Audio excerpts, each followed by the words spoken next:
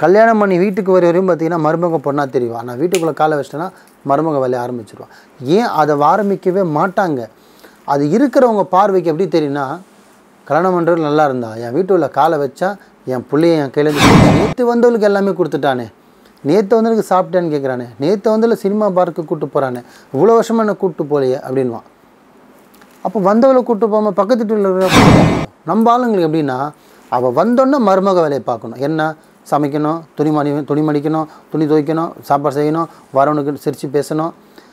So அங்கே வீட்டிலேருந்து ஒரு பையனை நம்ம ஒரு கல்யாணம் நம்ம பொண்ணை கொடுக்குறோன்னும் போது அந்த மாப்பிள்ளை வந்து எடுத்தோன்னே நம்ம பொண்ணை ராணியாகவும் எடுத்தோன்னே மகாராணியாகவும் நம்ம வீட்டுக்கே அனுப்ப மாட்டான்.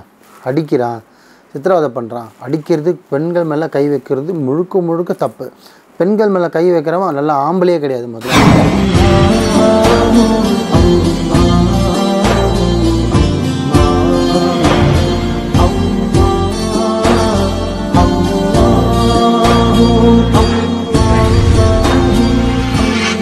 வணக்கம் பாய். வணக்கம்மா. இன்றைய கேள்வி என்ன அப்படின்னு பார்த்தீங்கன்னா, திருமணமாகி 3 மாதங்கள் கணவன் மனைவி நல்லா ஒத்துமையாக தான் வாழ்ந்திருக்காங்க. மாமியார் வீட்டில் இருக்கக்கூடிய வேலை சுமை, வேலை பளு காரணமாக அந்த பொண்ணு இவ்வளோ வேலை என்னால் செய்ய முடியாது அப்படின்னு சொல்லி அம்மா வீட்டுக்கு திரும்பி வந்துருச்சு. இப்போ அந்த பொண்ணு என்ன கேள்வி நம்ம கமெண்ட்டில் கேட்டிருக்கு அப்படின்னு பார்த்தீங்கன்னா, நான் என்னுடைய கணவரோட சேர்ந்து வாழணும், ஆனால் தனி குடித்தனமாக வாழணும் அப்படின்ற மாதிரி அந்த பொண்ணு கேட்குது. தனி குடித்தனம் வாழறதுக்கு உங்ககிட்ட நான் வந்தால் ஏதாவது எனக்கு பரிகாரம் செஞ்சு தர முடியுமா அப்படின்ற மாதிரி நம்மளோட கமெண்டில் கேட்டிருக்காங்க பாய். அதுக்கு உங்களுடைய பதில் என்ன? நல்ல ஒரு அவங்களோட எதிர்பார்ப்பு ரொம்ப பெருசாக இருக்குது. நல்லா ஒன்று தெரிஞ்சுக்கிங்கம்மா. என்ன விஷயம்னு பார்த்தீங்கன்னா,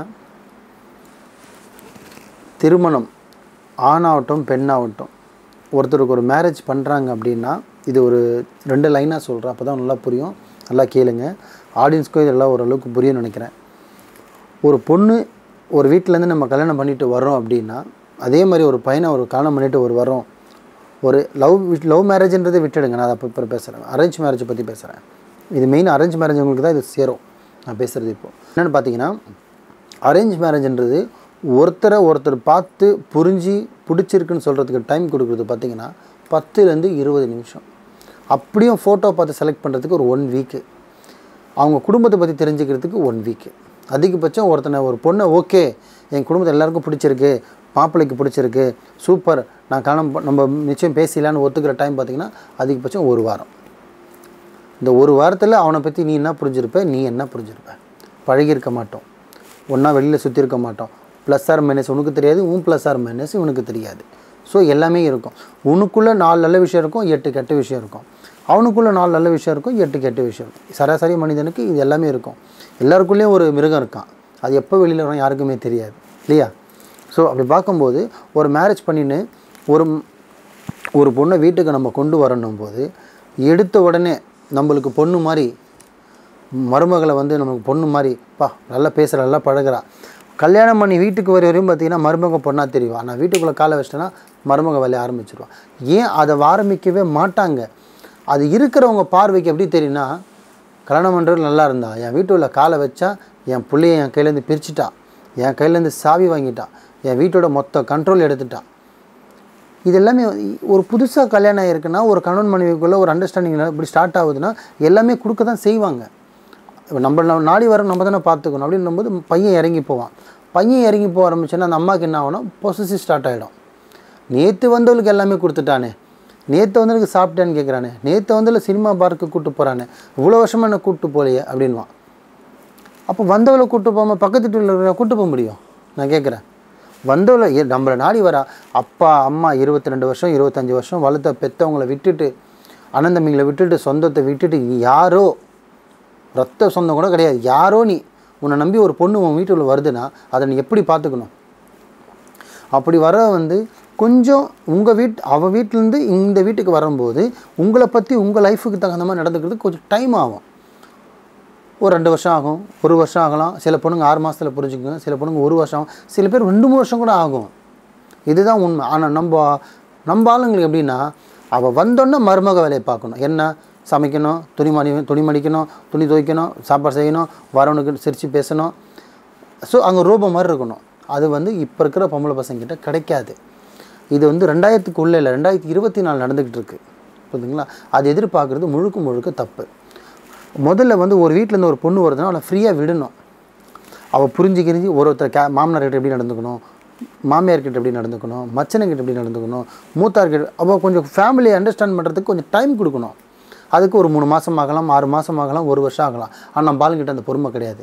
கல்யாணம் ஒரே மாதத்தில் என்கிட்ட வந்து உட்காருவாங்க. ஐயா கல்யாணம் 1 மாதம் ஆகுது ஐயா, என் பையன் ரூம் விட்டு வெளில வர மாட்டேறான் ஐயா, என்ன சொக்குப்பொடி போட்டாலே தெரில ஐயா, அப்படியே இருக்கிறான் ஐயா. நான் அது பேர் சொக்குப்பொடி கிடையாதுங்க, அது பேர் பாசம். அவனுக்கு ஒரு பார்க்காத விஷயத்த பார்த்துருக்கான், பழகாத ஒரு பொண்ணுக்கிட்ட பழகியிருக்கான், அவங்களுக்குள்ள ஒரு இதுவரையும் அவன் நடக்காத விஷயம் அவங்களுக்குள்ள ஒரு ரிலேஷன்ஷிப் நடந்திருக்கு. அப்படின்னும் போது அந்த பக்கம் சாயிறது என்ன தப்பு?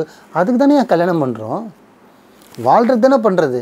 பொசசிவ் அம்மாவுக்கு வருது. அதே மாதிரி பையனுக்கும் ஒரு வீட்டிலேருந்து ஒரு பையனை நம்ம ஒரு கல்யாணம் நம்ம பொண்ணை கொடுக்குறோன்னும் போது அந்த மாப்பிள்ளை வந்து எடுத்தோன்னே நம்ம பொண்ணை ராணியாகவும் எடுத்தோன்னே மகாராணியும் வச்சிட முடியாதுன்னா அவனுக்கு ஆல்ரெடி நிறைய கடன் இருக்கும், நிறைய கமிட்மெண்ட்ஸ் இருக்கும், ஃப்ரெண்ட்ஸுங்க இருப்பாங்க, ஆல்ரெடி எக்ஸ் லவர் இருப்பாங்க.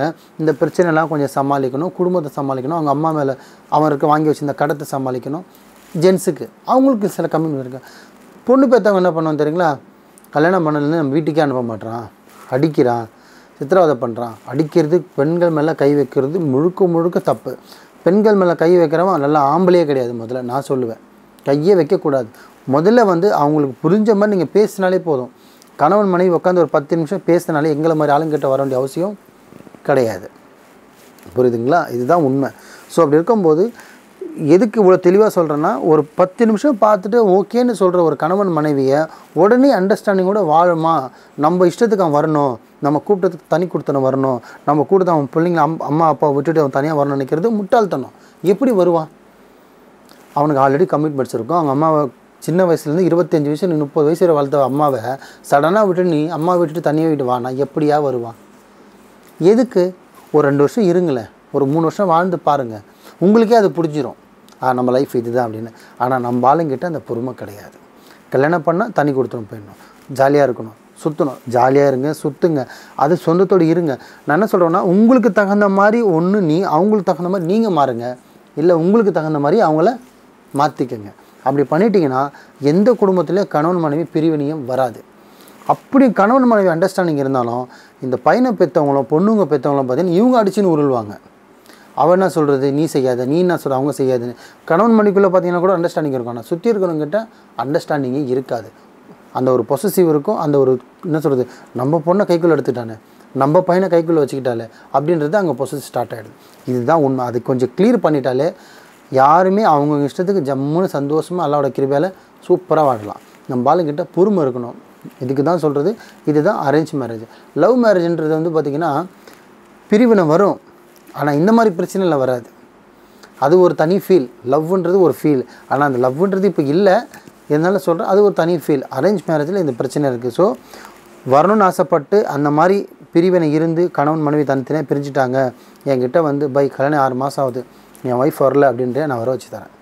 அதே மனைவி வராங்க, என் கல்யாணம் 1 வருஷம் ஆகுது, 1.5 வருஷம் ஆகுது, எங்களுக்குள்ள ஒரு அண்டர்ஸ்டாண்டிங் இல்லை, எங்களுக்குள்ள ஒரு பாண்டிங் இருக்க மாட்டேங்குது, நாங்கள் ஒன்றா தான் இருக்கோம், ஆனால் எங்களுக்குள்ள ஒரு புரிதல் இல்லை, என்னை அவர் புரிஞ்சிக்க மாட்டாரு, அவர் என்னால் புரிஞ்சிக்க முடியலன்றியா, நான் பண்ணித்தரேன். என்னால், ஏன்னா நீ நல்லது கேட்குற, கெட்டது ஒன்றும் கேட்கல, ஹஸ்பண்ட் ஒய்ஃபு சந்தோஷமாக இருக்க போகிறீங்க. உங்களுக்கு என்னால் உங்கள் 2 பேரையும் தொடாமையே நீங்கள் 2 பேரும் ஹாப்பியாக இருக்கிறதுக்கு என்னால் பண்ண முடியும். அதே மாதிரி இந்த சைடு அப்பா அம்மா, இந்த சைடு அப்பா அம்மா இருக்காங்க, சண்டை போட்டுட்ருக்காங்க, 2 பேருக்குள்ள அண்டர்ஸ்டாண்டிங் இல்லையா, அந்த குடும்பத்தையும் ஒன்று சேர்க்க முடியும். கொஞ்சம் டைம் ஆகும், அவ்வளோதான் விஷயம். ஸோ நம்ம நாடி வர விஷயம் வந்து கரெக்டான விஷயத்தை என்கிட்ட உள்ளது உள்ளபடி, என் லைஃப்பில் இதெல்லாம் நடந்தது இதெல்லாம் நடந்துச்சு, நான் தப்பு பண்ணியிருக்கேன், ப்ளஸ்ஸு மைனஸ் எல்லாமே சொன்னீங்கன்னா அது தகுந்த மாதிரி என்னால் பரிகாரம் பண்ணி தர முடியும், அல்லாஹ்வுடைய கிருபையால்.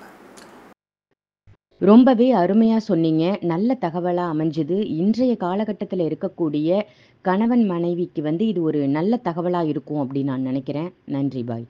நன்றிம்மா.